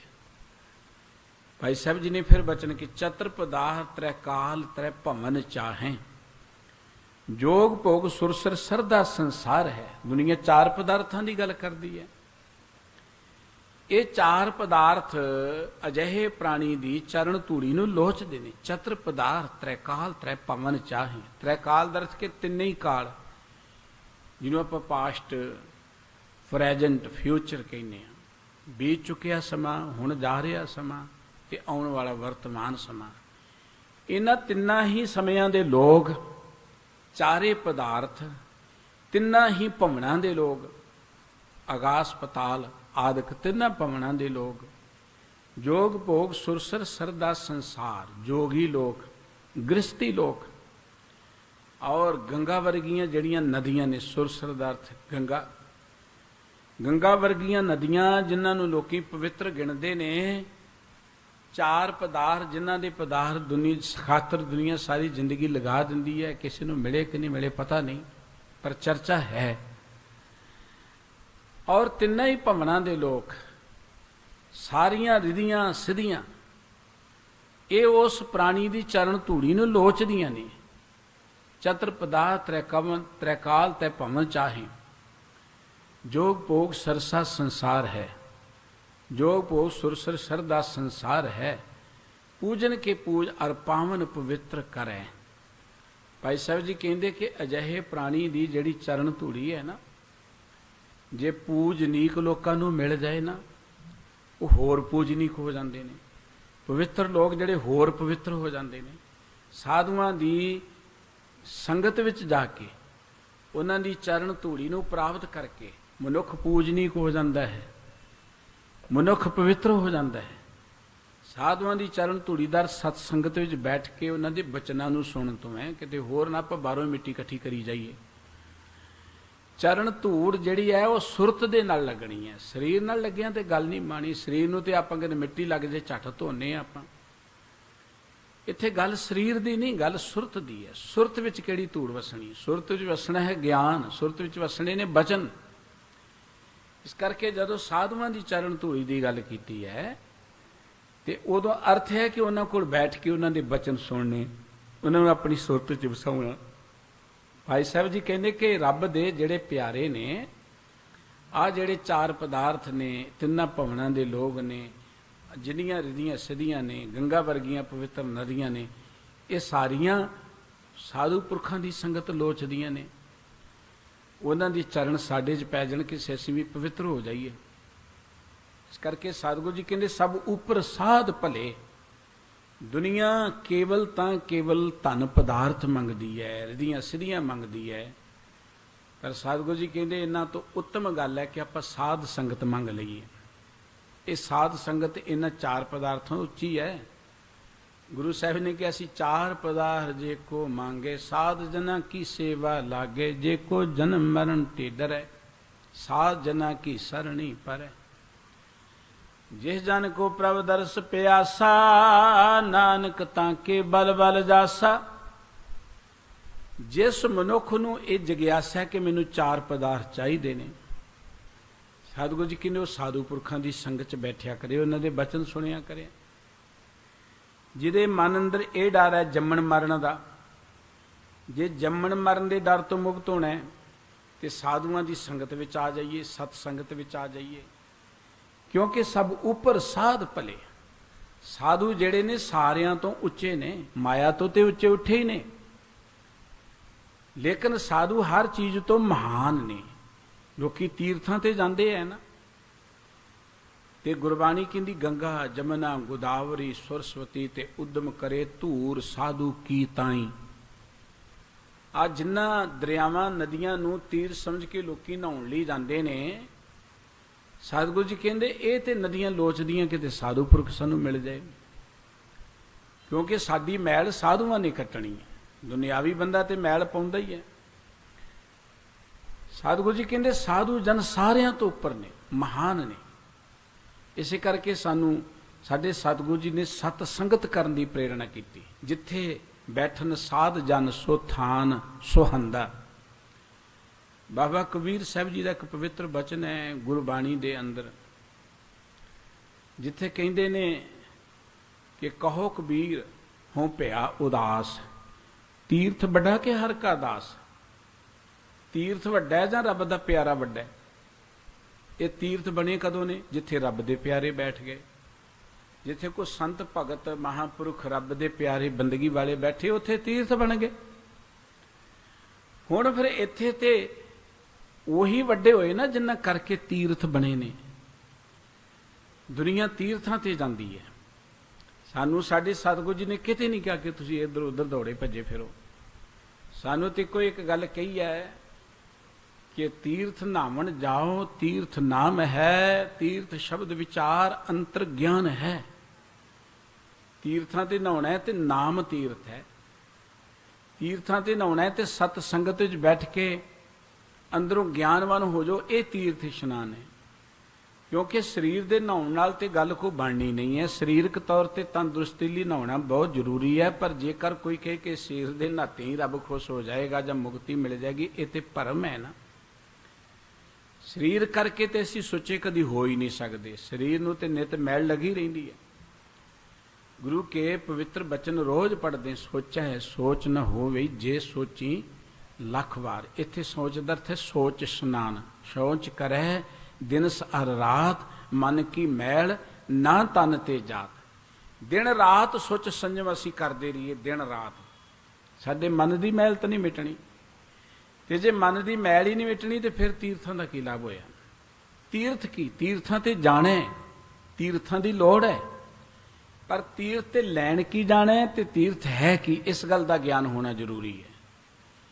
तीर्थां ते जाना सी कि साडे मन की मैल लथ जाए, ते जे उत्थे जाके होर हंकार आ गया फिर ते सतगुरु जी का एक बचन है कि नावन चले तीर्थी, मन खोटे तन चोर, एक भौ लथी नातियां, दोहे पा चढ़िए सहोर। मन विच खोट है, अंदर चोरीपन है, ते असी जगाए तां सी कि असी मैल उतारनी है, ये ते मैल होर चढ़ गई सानू। तीर्थां ते नहाउण दा हंकार आ गया, होर मैल चढ़ गई। चंगे काम करन दा हंकार आ गया, होर मैल चढ़ गई। इस करके सतगुरु जी कहते हैं कि सब तो वड्डा है साधु पुरखां दी संगत। सब तो महान है साध संगत। कहो कबीर हो पिया उदास, तीर्थ वड्डा के हर का दास। कहते कि मैं सोचां च पै गया कि तीर्थ वड्डा है कि रब दा दास वड्डा है। भाव तीर्थां ते जाना चाहिए कि सत संगत विच जाना चाहिए। हुण तीर्थ बने उत्थे जिथे रबी प्यारियां दे चरण पै गए, जिथे उन्होंने सत संगत की, उत्थे तीर्थ बने ने। इहदा मतलब कि रब दे प्यारे वड्डे ने, सानू रबी प्यारियां दी संगत करनी चाहिए, सत संगत करनी चाहिए है। सत संगत दी महानता गुरबाणी च सतगुरु जी ने वर्णन की, विच संगत हर प्रभ वसे जियो। संगत विच परमात्मा वसदा है। इस करके संगत ही सब तो महानता हुई ना। संगत विच बैठे साधु जन महान हुए सारियां तो। सतगुरु साहब जी कहते ने कि चार पदार्थ अठ अष्ट दसां सिद्ध, सब ऊपर साध भले। भई ये दुनिया के जिहड़े चार पदार्थ धर्म अर्थ काम मोख ते 18 जिहड़ियां सिद्धियां ने, इन्हां सारियां तो उपर है साधु जन, साधुआं दी संगत, साधुआं दे बचन। इस करके साहब कहते जे असी अपनी इस हालत तो मुक्त होना है, किहड़ी हालत, जिहदे प्रथाए सतगुरु जी ने कहा सी तां ते करण पलाह करे। करण पलाह दा अर्थ हुंदा है तरले जे लई जाने, एवें निमो झूण जे हो के रो कर ला के जिंदगी बतीत करनी। करण दा अर्थ हुंदा है तरस, अपने आप को एवें तरस दे पात्र जे समझना। ये क्यों करदा है बंदा इदां? क्योंकि इनू रब दे नाल प्यार नहीं। मनुख दे अंदर जिहड़ी गौरवता है, जिन्हों आपां सैल्फ रिस्पैक्ट कहने आ, स्वैमान कहने आ, वो पैदा होना सी रब नाल जुड़ के, परमात्मा दे प्यार जुड़ के। पर मनुख रब नालों ते टुट गया, जुड़ गया है पत्थरां नाल, जुड़ गया है तस्वीरां नाल, जुड़ गया है पशुआं नाल, जुड़ गया है बंदियां दे नाल। हुण पत्थरां नूं पूजिया कोई स्वैमान आ जाएगा? कोई तस्वीरां नूं मत्थे टेकिया तुहाडे अंदर कोई स्वैमान आएगा, सैल्फ रिस्पैक्ट आएगी? वो ते तां आएगी जदों सानू साडी वडियाई दा पता लगेगा कि साडी अपनी वैल्यू की है। कोई बंदा अज पढ़िया लिखिया एजुकेट होए, चंगे रुतबे ते बैठा होए, ते समाज विच वो अपने प्रति माण महसूस करता है कि मैं समाज विच किसी खास रुतबे ते हाँ, जां मैनू दुनिया मैनू रुतबे करके माण दिंदी है। ਉਹਦਾ ਉਹ ਮਾਣ ਇਸ ਕਰਕੇ ਉਹਨੂੰ ਪਤਾ ਹੈ ਉਹਦੇ ਕੋਲ ਗੁਣ ਕੀ ਹੈ ਜਾਂ ਉਹਦੇ ਕੋਲ ਰੁਤਬਾ ਕੀ ਹੈ, ਉਹਦੇ ਕੋਲ ਪਾਵਰ ਕੀ। ਉਹ ਮਾਣ ਉਹ ਪਾਵਰ ਕਰਕੇ ਹੈ। ਹੁਣ ਮਨੁੱਖ ਨੂੰ ਤੇ ਪਤਾ ਹੀ ਨਹੀਂ ਮੈਂ ਕੌਣ ਆ। ਭਾਈ ਗੁਰਦਾਸ ਜੀ ਨੇ ਕਿਹਾ ਸੀ कि खाणी बाणी जुग 4,84,00,000 जोन उपाई, उत्तम जोन वखाणीए, मान जोन दुलभ दिखाई, सब जूनी कर वसत समान, सुनो दिती वडियाई, बहुते मानस जगत च परा दीन के समझ न आई। चारे खाणियां 4 बाणियां 1,84,00,000 जूना बना के ये सारियां दे विचों मनुख नूं वडियाई दिती, मनुख नूं उत्तम बना दिता। पर भाई साहब जी कहते बहुतिਆਂ ਵੱਲ नज़र मारो ना तो वो विचारे ना कैदी जे बन के तुरे फिरदे ने, मजबूर बड़े दुखी जे होके एवें तरसमई हालत विच तुरे फिरदे ने। उन्हां दा एक कारण यह है कि वो परमात्मा नालों टुट गए, माया दे कादी बन गए। ये गुरु बाबा जी कहते ये हाल तो जे मुक्त होना वो तरीका है सत संगत विच आके परमात्मा दे प्यार जुड़िए। ये जो सत संगत है बड़ी महान है। ये सत संगत साडे अंदर आत्मक ज्ञान पैदा करती है। ये सत संगत साडे अंदर स्वैमान पैदा करती है।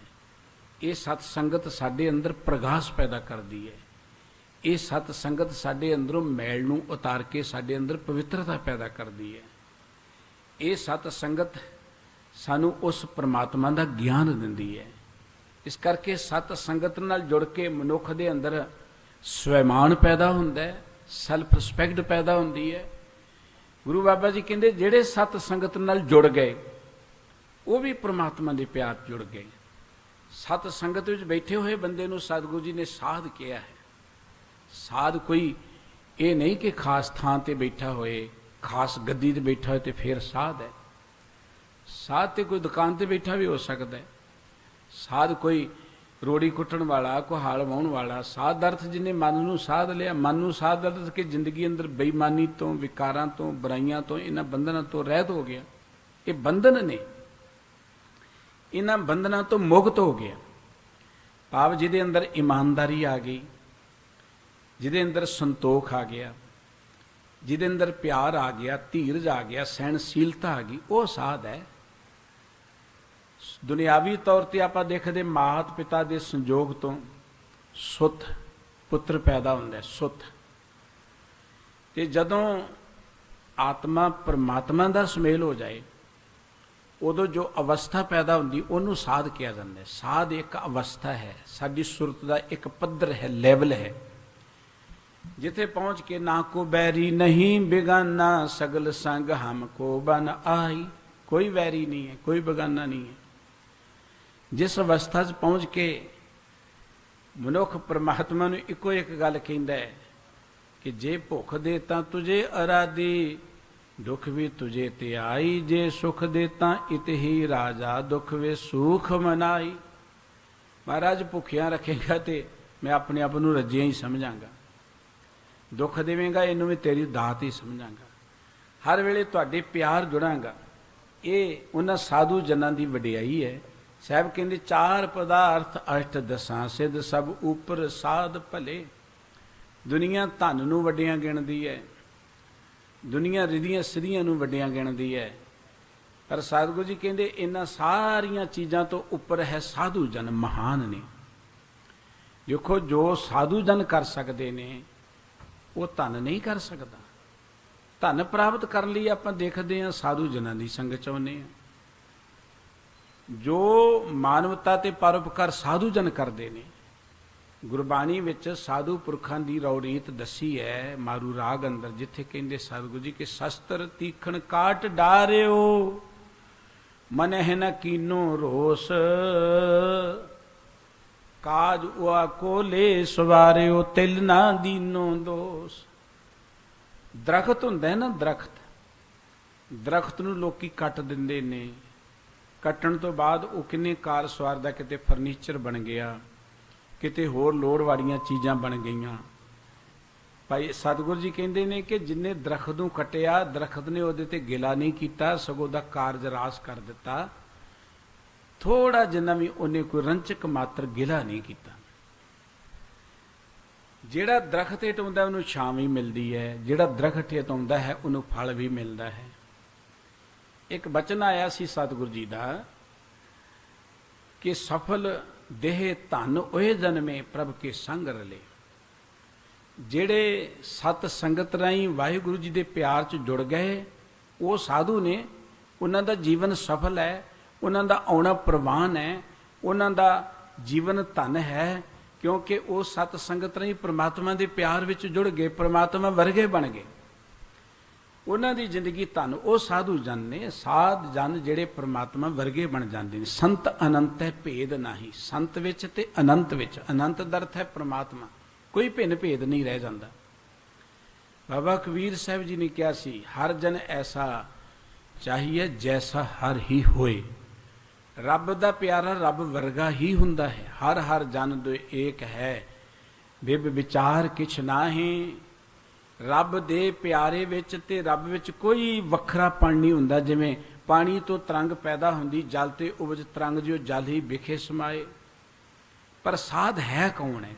ਕਿਉਂਕਿ ਜਦੋਂ ਸੰਤ ਦੀ ਗੱਲ ਆਉਂਦੀ ਹੈ, ਸਾਧ ਦੀ ਗੱਲ ਆਉਂਦੀ ਹੈ, ਤੇ ਆਲੇ ਦੁਆਲੇ ਸਾਡੀ ਨਜ਼ਰ ਜਾਂਦੀ ਹੈ ਵੀ ਬੜੇ ਸੰਤ ਨੇ ਸਾਡੇ ਸਮਾਜ ਵਿੱਚ। ਜਿਸ ਸਮਾਜ 'ਚ ਬਹੁਤ ਸੰਤ ਹੋਣ, ਉਹ ਸਮਾਜ ਤੇ ਬੜਾ ਖੁਸ਼ਹਾਲ ਹੁੰਦਾ ਹੈ। ਉਹ ਸਮਾਜ ਨਸ਼ਿਆਂ ਨਾਲ ਨਹੀਂ ਭਰਿਆ ਹੁੰਦਾ। ਉਹ ਸਮਾਜ ਦੇ ਲੋਕ ਖੁਦਕਸ਼ੀਆਂ ਨਹੀਂ ਕਰਦੇ। ਉਹ ਸਮਾਜ ਦੇ ਲੋਕਾਂ ਦੇ ਪਰਿਵਾਰ ਟੁੱਟਦੇ ਨਹੀਂ ਹੈ। ਉਸ ਸਮਾਜ ਵਿੱਚ ਲੋਕਾਂ ਦੇ ਘਰਾਂ 'ਚ ਤਲਾਕ ਨਹੀਂ ਹੁੰਦੇ ਜਿੱਥੇ ਸਾਧ ਹੋਣ। ਹੁਣ ਸਾਡੇ ਪੰਜਾਬ 'ਚ ਤਾਂ ਉਹਨੇ ਪਿੰਡ ਨੇ ਜਿੰਨੇ ਸਾਧਾਂ ਦੇ ਡੇਰੇ ਨੇ, ਪਿੰਡਾਂ ਤੋਂ ਜ਼ਿਆਦਾ ਹੀ ਹੋਣਗੇ, ਦੇਖ ਲਓ ਗਿਣਤੀ ਕਰਕੇ। ਫਿਰ ਅਸੀਂ ਕਿਉਂ ਚਿੰਤਤ ਹਾਂ ਕਿ ਸਾਡਾ ਸਮਾਜ ਜਿਹੜਾ ਇਹ ਡਿੱਗ ਰਿਹਾ ਹੈ, ਸਮਾਜ ਦੇ ਵਿੱਚ ਨਿਗਾਰ ਆ ਰਿਹਾ ਹੈ, ਸਾਡੇ ਸਮਾਜਿਕ ਕਦਰਾਂ ਕੀਮਤਾਂ ਬਰਬਾਦ ਹੋ ਰਹੀਆਂ ਨੇ, ਸਾਡੀ ਧਰਤੀ ਮਾਰੂਥਲ ਬਣਨ ਵੱਲ ਵੱਧਦੀ ਚਲੀ ਜਾ ਰਹੀ। ਕਿਉਂ ਕਹਿ ਰਹੀ ਆ? ਉਹ ਭਾਈ ਗੁਰਦਾਸ ਜੀ ਦਾ ਇੱਕ ਬਚਨ ਚੇਤੇ ਹੁੰਦਾ ਹੈ ਕਿ ਇਹ ਜੋ ਕੁਝ ਵੀ ਨਿਗਾਰ ਆ ਰਿਹਾ ਹੈ, ਜੋ ਵੀ ਮਨੁੱਖਤਾ ਦੇ ਵਿੱਚ ਨੀਵਾਂਪਣ ਆ ਰਿਹਾ ਹੈ, ਸਮਾਜ ਦੇ ਵਿੱਚ ਜੋ ਕਦਰਾਂ ਕੀਮਤਾਂ ਘਟ ਰਹੀਆਂ ਨੇ, ਇਹਦੇ ਚੋਂ ਬਚਾਉਣਾ ਸੀ ਸਾਧ ਨੇ। ਥੰਮੇ ਕੋਏ ਨਾ ਸਾਧ ਬਿਨ, ਸਾਧ ਨਾ ਦਿਸੈ ਜਗ ਵਿੱਚ ਕੋਵਾ। ਸਾਧੂ ਪੁਰਖਾਂ ਨੇ ਬਚਾਉਣਾ ਸੀ। ਸਾਧ ਦਾ ਕੰਮ ਕੀ ਹੈ? ਸਾਧ ਦਾ ਕੰਮ ਹੈ ਲੋਕ ਸਮਾਜ ਵਿੱਚੋਂ ਬੁਰਾਈਆਂ ਨੂੰ ਦੂਰ ਕਰਨਾ। ਧਰਮ ਦੇ ਅਰਥ ਕੀ ਨੇ? ਧਰਮ ਦੇ ਅਰਥ ਇਹ ਨੇ ਕੁਬੁੱਧ ਕਰਨ ਤੇ ਲੋਕ ਹਟਾਉਣ, ਲੋਕਾਂ ਨੂੰ ਖੋਟੇ ਕੰਮਾਂ ਤੋਂ ਵਰਜਣਾ। ਇਹ ਧਰਮ ਦੇ ਅਧਰਮੀ ਮਨੁੱਖ ਦੀ ਪਹਿਚਾਣ ਹੈ। ਇਹ ਧਰਮ ਹੈ ਲੋਕਾਂ ਨੂੰ ਬੁਰਾਈਆਂ ਤੋਂ ਵਰਜਣਾ। ਹੁਣ ਜੇ ਇੰਨੇ ਸਾਧੂ ਪੁਰਖ ਸਾਡੇ ਸਮਾਜ ਵਿੱਚ ਨੇ, ਫਿਰ ਸਮਾਜ ਵਿੱਚ ਬੁਰਾਈਆਂ ਨੇ, ਇਹਦਾ ਮਤਲਬ ਕਿ ਬੁਰਾਈਆਂ ਤਗੜੀਆਂ ਨੇ, ਸਾਧੂ ਕਮਜ਼ੋਰ ਨੇ। ਇਹੀ ਕਹਿ ਸਕਦੇ ਆਪਾਂ, ਬੁਰਾਈਆਂ ਤਗੜੀਆਂ ਨੇ ਜਾਂ ਬੁਰਾਈਆਂ ਫੈਲਾਉਣ ਵਾਲੇ ਤਗੜੇ ਨੇ। ਬੁਰਾਈਆਂ ਫੈਲਾਉਣ ਵਾਲੇ ਮਾਹਿਰ ਨੇ ਬੁਰਾਈਆਂ ਫੈਲਾਉਣ 'ਚ। ਅੱਜ ਨਸ਼ੇ ਪ੍ਰਚਾਰਨ ਵਾਲੇ ਮਾਹਿਰ ਨੇ, ਉਹ ਆਪਣੇ ਨਸ਼ੇ ਵੇਚ ਰਹੇ ਨੇ। ਸਾਡੇ ਬੱਚੇ ਜਿਹੜੇ ਨੇ ਉਹ ਗਲਤ ਪਾਸੇ ਜਾ ਰਹੇ ਨੇ, ਭੋਲੇ ਭਟਕੇ ਪੈ ਰਹੇ ਨੇ। ਤੇ ਜਿਹੜੇ ਕਹਿੰਦੇ ਅਸੀਂ ਸਮਾਜ ਨੂੰ ਬਚਾਉਣਾ, ਉਹ ਤੇ ਸੁੱਤੇ ਪਏ ਨੇ, ਉਹ ਕਮਜ਼ੋਰ ਨੇ। ਇਹਦਾ ਮਤਲਬ ਕਿ ਉਹਨਾਂ 'ਚ ਉਨੀ ਤਾਕਤ ਨਹੀਂ ਬੁਰਾਈਆਂ ਦੇ ਨਾਲ ਲੜਨ ਦੇ ਲਈ, ਉਹ ਸੁੱਤੇ ਪਏ ਨੇ। ਥੰਮੇ ਕੋਈ ਨਾ ਸਾਧ ਬਿਨ, ਸਾਧ ਨ ਦਿਸੈ ਜਗ ਵਿੱਚ ਕੋਵਾ। ਕੋਈ ਸਾਧੂ ਪੁਰਖ ਜਿਹੜਾ ਹੈ ਨਾ, ਉਹੀ ਬੁਰਾਈਆਂ ਤੋਂ ਬਚਾ ਸਕਦਾ ਹੈ, ਉਹੀ ਜਿਹੜਾ ਸਾਡੇ ਸਮਾਜ ਦਾ ਉਧਾਰ ਕਰ ਸਕਦਾ, ਸਾਧੂ ਪੁਰਖ। ਨਹੀਂ ਤੇ ਪਖੰਡ ਦੇ ਅੱਡੇ ਇੰਨੇ ਕਿਉਂ ਬਣਦੇ? ਪੰਜਾਬ ਦੀ ਧਰਤੀ ਗੁਰੂਆਂ ਦੀ ਧਰਤੀ, ਜਿਸ ਧਰਤੀ ਤੇ ਗੁਰਬਾਣੀ ਦਾ ਪ੍ਰਗਾਸ ਹੋਇਆ ਹੈ, ਉਸ ਧਰਤੀ ਤੇ ਗੁਰਬਾਣੀ ਦੀ ਬੇਅਦਬੀ ਹੋਏ, ਉਹਦਾ ਕਾਰਨ ਨਾਲੇ ਇੰਨੇ ਲੋਕ ਜਿਹੜੇ ਕਹਿੰਦੇ ਜੀ ਫਲਾਣੇ ਬਾਬਾ ਜੀ ਤੇ ਗੁਰੂ ਗ੍ਰੰਥ ਸਾਹਿਬ ਜੀ ਨੂੰ ਰੱਬ ਦਾ ਹੀ ਰੂਪ ਮੰਨਦੇ ਹੈਗੇ ਨਾ, ਬੜੇ ਸਾਡੇ ਆਲੇ ਦੁਆਲੇ ਬੜੀ ਸੇਵਾ ਕਰਦੇ ਜੀ ਗੁਰੂ ਗ੍ਰੰਥ ਸਾਹਿਬ ਦੀ, ਬੜਾ ਸਤਿਕਾਰ ਕਰਦੇ ਨੇ। ਚੰਗੀ ਗੱਲ ਹੈ, ਜਿਹੜੇ ਕਰਦੇ ਉਹਨਾਂ ਨੂੰ ਨਮਸਕਾਰ ਹੈ। ਪਰ ਸਵਾਲ ਇਹ ਹੈ ਕਿ ਗੁਰੂ ਗ੍ਰੰਥ ਸਾਹਿਬ ਜੀ ਦੀ ਬੇਅਦਬੀ ਹੋਈ ਤੇ ਕਿੰਨੇ ਕੁ ਬੋਲੇ ਉਹ ਜਿਹੜੇ ਗੁਰੂ ਗ੍ਰੰਥ ਸਾਹਿਬ ਜੀ ਨੂੰ ਰੱਬ ਦਾ ਰੂਪ ਸਮਝਦੇ? ਕਿੰਨੇ ਕੁ ਬੋਲੇ ਵੀ? ਕਿੰਨੇ ਕੁ ਜਾ ਕੇ ਉੱਥੇ ਕੁਰਬਾਨ ਹੋ ਗਏ? ਇੱਥੋਂ ਅੰਦਾਜ਼ਾ ਲਾਏਗਾ ਕਿ ਕਿੰਨਾ ਕੁ ਸਤਿਕਾਰ ਹੈ ਉਹਨਾਂ ਦੇ ਮਨਾਂ 'ਚ। ਬੋਲੇ ਇਸ ਕਰਕੇ ਨਹੀਂ ਕਿਉਂਕਿ ਉਹ ਆਪ ਹੀ ਰਲੇ ਮਿਲੇ ਨੇ, ਉਹਨਾਂ ਦੀ ਸਾਂਝ ਹੈ ਉਹਨਾਂ ਲੋਕਾਂ ਦੇ ਨਾਲ। ਇਸ ਕਰਕੇ ਇਹਦਾ ਮਤਲਬ ਹੈ ਕਿ ਸਾਧ ਨਾ ਦਿਸੇ ਜੱਗ ਵਿੱਚ ਕੋਵਾ।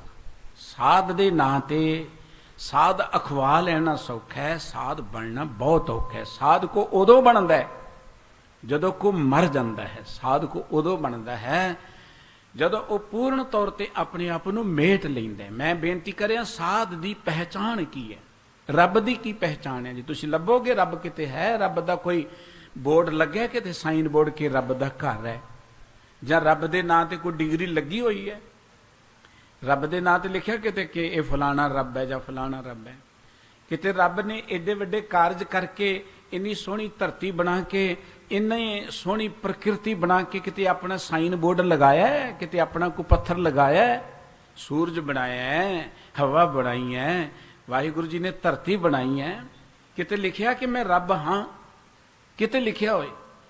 ਸਾਧ ਦੀ ਪਹਿਚਾਣ ਇਹ ਹੈ, ਉਹ ਇਹ ਹੈ ਕਿ ਉਹ ਹੁੰਦਾ ਹੋਇਆ ਵੀ ਆਪਣੇ ਆਪ ਨੂੰ ਅਣਹੋਂਦ ਵਿੱਚ ਰੱਖਦਾ ਹੈ। ਅਣਹੋਂਦੇ ਆਪ ਵੰਡਾਏ, ਮਤ ਹੁੰਦੀ ਹੋਏ ਇਆਣਾ, ਤਾਣ ਹੁੰਦੇ ਹੋਏ ਨਿਤਾਣਾ, ਅਣਹੋਂਦੇ ਆਪ ਵੰਡਾਏ, ਕੋ ਐਸਾ ਭਗਤ ਸਦਾਏ। ਕੋਈ ਇਹੋ ਜਿਹਾ ਵਿਰਲਾ ਜਿਹੜਾ ਮਤ ਹੁੰਦੀ ਹੋਏ ਇਆਣਾ, ਉਹਦੇ ਕੋਲ ਗਿਆਨ ਹੈ ਪਰ ਅਡੰਬਰ ਨਹੀਂ ਕਰਦਾ। ਉਹ ਨਹੀਂ ਵੱਡੇ ਵੱਡੇ ਬੋਰਡ ਲਗਾਉਂਦਾ ਕਿ 1008 ਹੈ ਜਾਂ ਇਹ ਹੈ ਉਹ ਹੈ, ਉਹ ਨਹੀਂ ਲਗਾਉਂਦਾ ਉਹ ਬੋਰਡ। ਰੱਬ ਨੇ ਕਿਤੇ ਆਪਣਾ ਬੋਰਡ ਨਹੀਂ ਲਗਾਇਆ। ਰੱਬ ਦੀ ਇਹ ਵਡਿਆਈ ਹੈ, ਰੱਬ ਦੀ ਇਹ ਪਹਿਚਾਣ ਹੈ ਕਿ ਉਹਨੇ ਆਪਣੇ ਆਪ ਨੂੰ ਵੱਡਿਆਂ ਘਵਾਇਆ ਹੀ ਨਹੀਂ। ਉਹ ਤੇ ਲੋਕਾਂ ਨੂੰ ਨਜ਼ਰ ਹੀ ਨਹੀਂ ਆ ਰਿਹਾ, ਕੰਮ ਕਰੀ ਜਾ ਰਿਹਾ ਪਰ ਨਜ਼ਰ ਨਹੀਂ ਆ ਰਿਹਾ, ਜਗਤ ਨੂੰ ਚਲਾ ਰਿਹਾ, ਰੋਟੀ ਦੇ ਰਿਹਾ, ਪਰ ਕਿਤੇ ਉਹਨੇ ਆਪਣਾ ਸਪੀਕਰ ਨਹੀਂ ਲਾਇਆ ਕਿ ਆਜੋ ਮੈਂ ਇੱਧਰ ਬੈਠਾ ਹੋਇਆ। ਕਿਤੇ ਉਹਨੇ ਆਪਣਾ ਕੋਈ ਵੱਡਾ ਸਾਰਾ ਕੋਈ ਹੋਰਡਿੰਗ ਬੋਰਡ ਨਹੀਂ ਲਗਾਇਆ ਕਿ ਇੱਥੇ ਮੇਰਾ ਡੇਰਾ, ਇੱਧਰ ਨੂੰ ਆਜੋ। ਲਗਾਇਆ ਰੱਬ ਨੇ ਕਿਤੇ? ਰੱਬ ਦੀ ਇਹੀ ਵਡਿਆਈ, ਸਾਧ ਦੀ ਇਹੀ ਪਹਿਚਾਣ ਹੈ। ਗੁਰੂ ਨਾਨਕ ਸਾਹਿਬ ਜੀ ਦੀ ਵਡਿਆਈ ਸੀ, ਨੀਚ ਕਹਾਏ ਊਚ ਕਰ ਆਈ। ਆਪਣੇ ਆਪ ਨੂੰ ਨੀਵਿਆਂ ਕਹਾਇਆ। ਗੁਰੂ ਨਾਨਕ ਸਾਹਿਬ ਜੀ ਨੇ ਆਪਣੇ ਆਪ ਨੂੰ ਗਰੀਬ, ਆਪਣੇ ਆਪ ਨੂੰ ਦਾਸ, ਕਿਤੇ ਨਹੀਂ ਕਿਹਾ ਕਿ ਨਾਨਕ ਵੱਡਾ ਵਿਦਵਾਨ ਹੈ, ਕਿਤੇ ਨਹੀਂ ਕਿਹਾ। ਨਾਨਕ ਗਰੀਬ ਕਿਹਾ ਹੈ, ਨਾਨਕ ਨੀਚ ਕਿਹਾ ਹੈ। ਰੱਬ ਦੀ ਵਡਿਆਈ ਹੈ ਕਿ ਰੱਬ ਸਭ ਤੋਂ ਮਹਾਨ ਹੁੰਦਿਆਂ ਹੋਇਆਂ ਵੀ ਲੋਕਾਂ ਵਿੱਚ ਆਪਣੇ ਆਪ ਨੂੰ ਜਣਾਉਂਦਾ ਨਹੀਂ ਹੈ, ਲੋਕਾਂ 'ਚ ਆਪਣਾ ਅਡੰਬਰ ਨਹੀਂ ਕਰਦਾ। ਇਹ ਰੱਬ ਦੀ ਪਹਿਚਾਣ ਹੈ। ਤੇ ਜਿਹੜਾ ਰੱਬ ਦਾ ਪਿਆਰਾ ਹੈ ਉਹਦੀ ਵੀ ਪਹਿਚਾਣ ਹੈ, ਉਹ ਅਡੰਬਰ ਨਹੀਂ ਕਰਦਾ ਕਿ ਮੈਂ ਬੜਾ ਵੱਡਾ। ਸਤਿਗੁਰੂ ਜੀ ਕਹਿੰਦੇ ਕਿ ਜਿਹੜੇ ਸਾਧ ਜਨ ਨੇ, ਜਿਹੜੇ ਰੱਬ ਦੇ ਪਿਆਰੇ ਨੇ, ਸਭ ਉੱਪਰ ਸਾਧ ਭਲੇ, ਸਾਰਿਆਂ ਤੋਂ ਵੱਡੇ ਨੇ ਸਾਧ। ਸਾਧ ਤਾਂ ਰੱਬ ਦਾ ਰੂਪ ਹੁੰਦੇ ਨੇ, ਸਾਧਾਂ ਦਾ ਸੁਭਾਅ ਹੀ ਰੱਬ ਵਰਗਾ ਹੁੰਦਾ ਹੈ। ਸਾਧ ਜਿਹੜੇ ਨੇ ਉਹ ਰੱਬ ਵਾਲੀ ਰਹਿਤ ਵਿੱਚ ਜਿਉਂਦੇ ਨੇ। ਬਾਬਾ ਕਬੀਰ ਸਾਹਿਬ ਜੀ ਕਹਿੰਦੇ ਜੋ ਧਰਤੀ ਦੀ ਰਹਿਤ ਹੈ, ਜੋ ਹਵਾ ਦੀ ਰਹਿਤ ਹੈ, ਜੋ ਅੱਗ ਦੀ ਰਹਿਤ ਹੈ, ਜੋ ਪਾਣੀ ਦੀ ਰਹਿਤ ਹੈ, ਉਹ ਰਹਿਤ ਹੁੰਦੀ ਸਾਧੂ ਪੁਰਖਾਂ ਦੀ। ਗੁਰਬਾਣੀ 'ਚ ਵੀ ਆਪਾਂ ਪੜ੍ਹਦੇ ਹਾਂ, ਬ੍ਰਹਮ ਗਿਆਨੀ ਨਿਰਮਲ ਤੇ ਨਿਰਮਲਾ, ਜੈਸੇ ਮੈਲ ਨਾ ਲਾਗੇ ਜਲਾ। ਬ੍ਰਹਮ ਗਿਆਨੀ ਦੇ ਗੁਣ ਦੱਸੇ ਨੇ, ਜਿਵੇਂ ਪਾਣੀ ਦਾ ਸੁਭਾਅ ਹੈ, ਜਿਵੇਂ ਅੱਗ ਦਾ ਸੁਭਾਅ ਹੈ, ਜਿਵੇਂ ਧਰਤੀ ਦਾ ਸੁਭਾਅ ਹੈ, ਜਿਵੇਂ ਹਵਾ ਦਾ ਸੁਭਾਅ ਹੈ, ਇਹ ਬ੍ਰਹਮ ਗਿਆਨੀ ਦਾ ਸੁਭਾਅ ਹੈ। ਹੁਣ ਸੂਰਜ ਕਿਤੇ ਅਡੰਬਰ ਨਹੀਂ ਕਰਦਾ, ਸੂਰਜ ਆਪਣੀ ਡਿਊਟੀ ਦਿਨ ਰਾਤ ਕਰੀ ਜਾਂਦਾ ਹੈ। ਉਹ ਕਿਸੇ ਨੂੰ ਮਾੜਾ, ਕਿਸੇ ਨੂੰ ਚੰਗਾ, ਕਿਸੇ ਨਾਲ ਦਵੈਤ ਕਰਦਾ ਹੀ ਨਹੀਂ ਹੈ। ਇਹ ਰੱਬ ਦਾ ਸੁਭਾਅ ਹੈ। ਧਰਤੀ ਕਿਸੇ ਨੂੰ ਬੁਰਾ ਨਹੀਂ ਕਹਿੰਦੀ, ਕੋਈ ਉੱਤੇ ਗੰਦ ਪਾਈ ਜਾਏ, ਕੋਈ ਉੱਥੇ ਚੰਦਨ ਦਾ ਲੇਪ ਕਰੀ ਜਾਏ, ਸਾਰਿਆਂ ਨੂੰ ਚੁੱਕੀ ਫਿਰਦੀ ਹੈ ਧਰਤੀ, ਸਾਰਿਆਂ ਦਾ ਭਾਰ ਧਰਤੀ ਨੇ ਉਠਾਇਆ। ਇਹ ਰੱਬ ਦੇ ਪਿਆਰਿਆਂ ਦਾ ਸੁਭਾਅ ਹੁੰਦਾ ਹੈ। ਹੁਣ ਜੇ ਕੋਈ ਕਹੇ ਜੀ ਫਲਾਣਾ ਬਾਬਾ ਨਾਰਾਜ਼ ਹੋ ਗਿਆ, ਉਹਨੇ ਸਾਨੂੰ ਸ਼ਰਾਪ ਦਿੱਤੀ, ਤਾਂ ਬਾਬਾ ਹੀ ਨਹੀਂ ਮਾਫ ਕਰਨਾ, ਐਵੇਂ ਬਦੋ ਬਦੀ ਕਹਿ ਰਹੇ ਹਾਂ। ਜੋ ਬਾਬਾ ਹੋਏ ਉਹ ਨਾਰਾਜ਼ ਨਹੀਂ ਹੁੰਦਾ।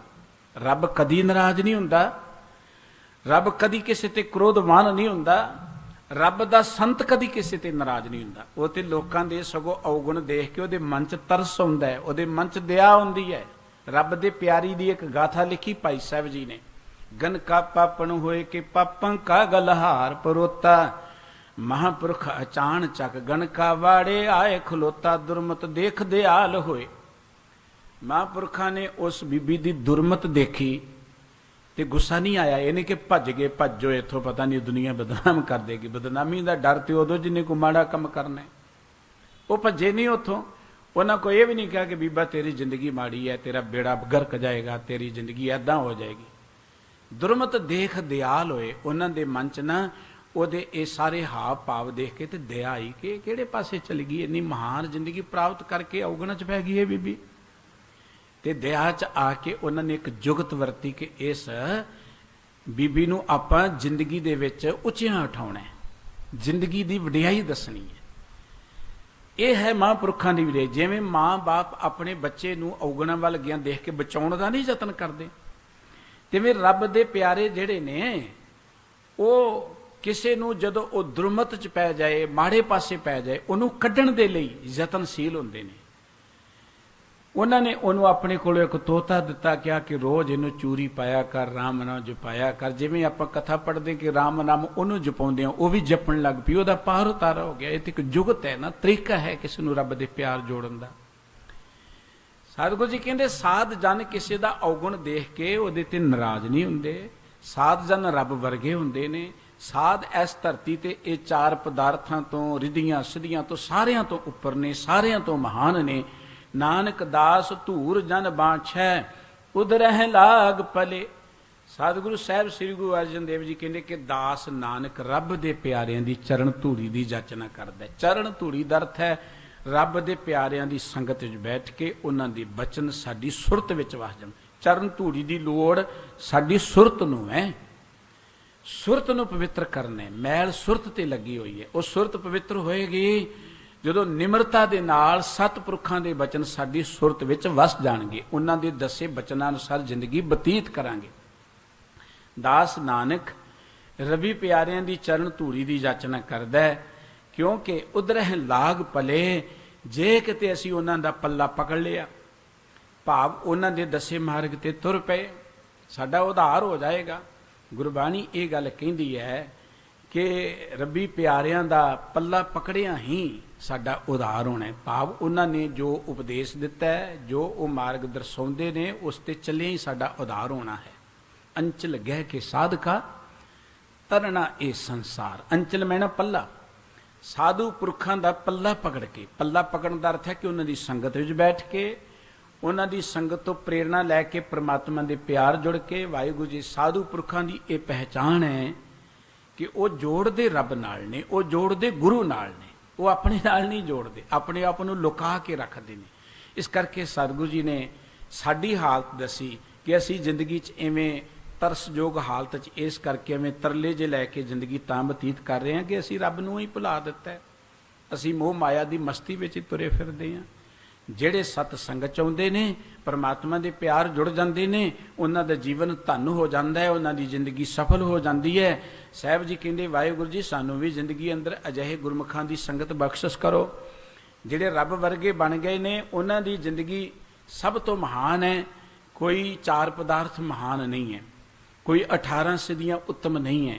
ਸਭ ਤੋਂ ਉੱਤਮ ਹੈ ਸਤ ਸੰਗਤ, ਸਭ ਤੋਂ ਉੱਤਮ ਹੈ ਰੱਬੀ ਪਿਆਰਿਆਂ ਦੀ ਸੰਗਤ। ਕੋਈ ਤੀਰਥ ਮਹਾਨ ਨਹੀਂ ਹੈ, ਸਭ ਤੋਂ ਉੱਤਮ ਹੈ ਸਤ ਸੰਗਤ, ਸਭ ਤੋਂ ਉੱਤਮ ਹੈ ਰੱਬ ਦੇ ਪਿਆਰੇ। ਤੀਰਥ ਬਟਾ ਕੇ ਹਰ ਕਾ ਦਾਸ। ਜਿੱਥੇ ਰੱਬ ਦੇ ਦਾਸ ਬੈਠ ਜਾਣ ਉੱਥੇ ਹਰ ਧਰਤੀ ਤੀਰਥ ਬਣ ਜਾਂਦੀ ਹੈ, ਪਵਿੱਤਰ ਹੋ ਜਾਂਦੀ ਹੈ। ਸਤਿਗੁਰੂ ਜੀ ਮਿਹਰ ਕਰਨ, ਵਾਹਿਗੁਰੂ ਜੀ ਦੇ ਵਰਸਾਇਆਂ ਦੀ ਸੰਗਤ ਸਾਨੂੰ ਵੀ ਮਿਲ ਜਾਏ। ਇੰਨੀਆਂ ਬੇਨਤੀਆਂ ਪ੍ਰਵਾਨ ਕਰਨੀਆਂ ਜੀ। ਭੁੱਲ ਚੁੱਕ ਦੀ ਖਿਮਾ, ਸਰਬੱਤ ਦਾ ਧੰਨਵਾਦ। ਗੁਰੂ ਪਾਤਸ਼ਾਹ ਸਮੂਹ ਸੰਗਤਾਂ ਨੂੰ ਆਪਣੇ ਦਰੋਂ ਕਰੂ ਨਾਮ ਬਾਣੀ ਦਾ ਪਿਆਰ ਬਖਸ਼ ਕੇ ਕਿਰਤਾਰਥ ਕਰਨ ਜੀਓ। ਪਿਆਰ ਸਹਿਤ ਬੁਲਾਓ। ਵਾਹਿਗੁਰੂ ਜੀ ਕਾ ਖਾਲਸਾ, ਵਾਹਿਗੁਰੂ ਜੀ ਕੀ ਫਤਿਹ।